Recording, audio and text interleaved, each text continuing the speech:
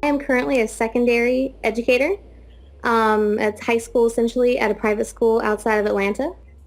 And let's see, I teach Spanish right now, and I've taught music technology, I've taught music history. I like to have a variety of things that I do. And I'm also a doctoral student with the University of Florida, working on gamification, essentially, studying games-based learning and emergent technologies in education. Very good, lovely. And Catherine, how long have you been doing this education? I've been teaching for 8 years now, 8 years. and 8 years all in high school. Very good. And with it being in high school, then what sort of age are the students that you're engaging with? They usually range from 14 to 18 because I teach a foreign language. I get them all. Very good, very good. And could you tell us a bit about your experiences in education technology and emergent education at Control Alt and Teach? Sure, definitely. Well, once upon a time, I never really thought about technology at all in education. I was very much a traditional by the book teacher, especially when I started. I think everybody kind of clings to the book at that point. Um, but then at some point I started incorporating it. I believe the first time I did was in 2009. I started using podcasting in the classroom. And I actually gave a presentation about it and at the school I was at, which is actually the biggest school in the state of Georgia. And it was huge. Like everybody responded so positively to it. People are still using it now, 3 years later.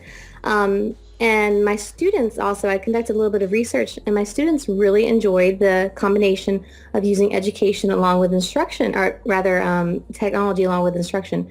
So at that point, I felt a big interest build in regards to incorporating technology into education. And then I moved to Charlottesville, Virginia for a year. And at that point, I was heavily motivated to use instructional technology because it was a way to make education relevant to the students. It kind of brought it to a different level. And it also made things a little easier for me as well. So all around, it was a great experience. And now I'm having a lot of fun kind of being on the forefront of things. And, as we've talked about previously, working with games-based learning and bringing in some gamification into the classroom, especially this coming up semester, I'm really excited about the opportunity. Very good, thank you very much. And according to your bio, you're a columnist at EdSurge, tasked with discussing and bridging the gap between classroom teacher and educational research. Can you tell us a wee bit more about this? Oh, definitely. And I guess it really started right as I was getting into my doctoral program and I was beginning to read research. There's something about, I guess, teaching that you just don't really pay attention to the research, what's going on, in the scholarly world, what people are finding and what they're proving. You just kind of go day by day, instruction-wise in your classroom. And then I come into this program and they're giving me all this research to read and all this background knowledge that I didn't have previously. And it's remarkable the gap between the researcher in academia and the teacher in like K through 12 education. And so I'm writing about that. I'm talking about trying to bridge that gap and, how best to do that without intimidating the K through 12 teachers and or giving them just something else to do on top of everything else and making it a little more practical for researchers where, you have your theoretical ideas, you have your possibilities that you propose, but why not also incorporate some practice into that? So that's basically what I'm talking about. Lovely, thank you very much. And what do you feel are the biggest advantages and disadvantages of gamification? Sure. I feel that positively with gamification, it's very relevant to student culture. There are a lot of gamers, and you'd be surprised how many gamers are female as well. And even if when you bring into the conversation things like Angry Birds, which I believe everybody's familiar with, right? Even that on some level is a little bit of gamification, the leveling up, the progressing through, different realms.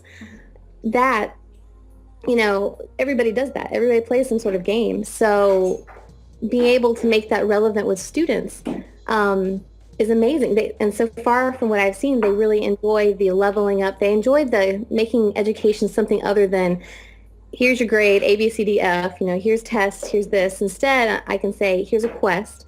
You need to complete your quest. If you don't, you get a certain amount of time to resubmit it.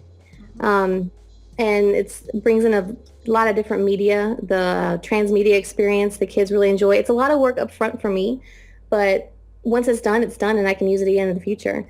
And I am doing some badgification, so students actually get a visual representation of their progress through class, which they tell me is a lot more tangible, not really digital wise, but I guess mentally tangible than say just an A. Now, negatively, going back to the topic of research, there is a stark lack of research in gamification. I'm finding a lot of stuff on video games in education or just games in education, not so much gamification, which I'm sure, as you know, is the whole bringing game elements into a non-game environment.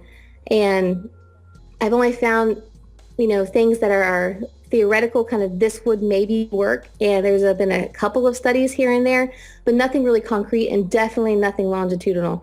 So if you are trying to experiment with gamification and you're asking your administration or your head of schools to, embrace this or, support you in your venture, some people might have a difficult time if if there's not really any background to it. Nobody else has gone first.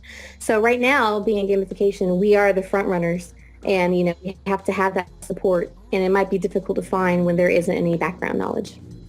Very good, lovely, thank you.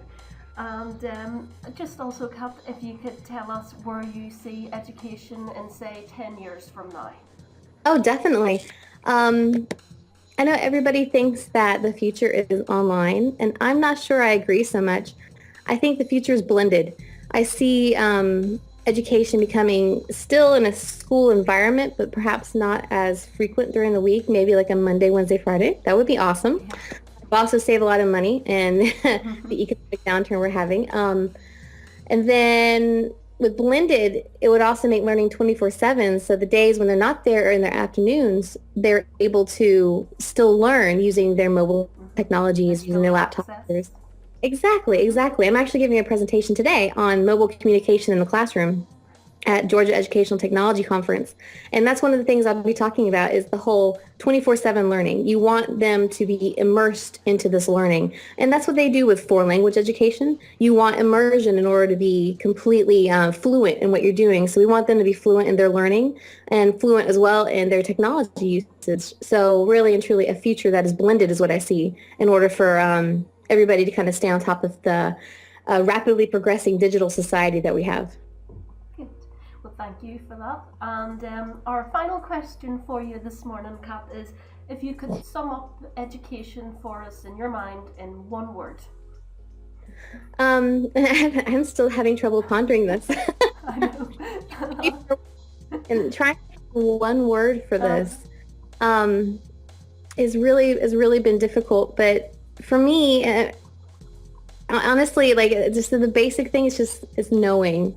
Education is knowing. It's the know. You just know. Like instead of saying, "Well, I don't know that," somebody asks you a question, you actually randomly know it, and it really enriches your life to have a wealth of knowledge.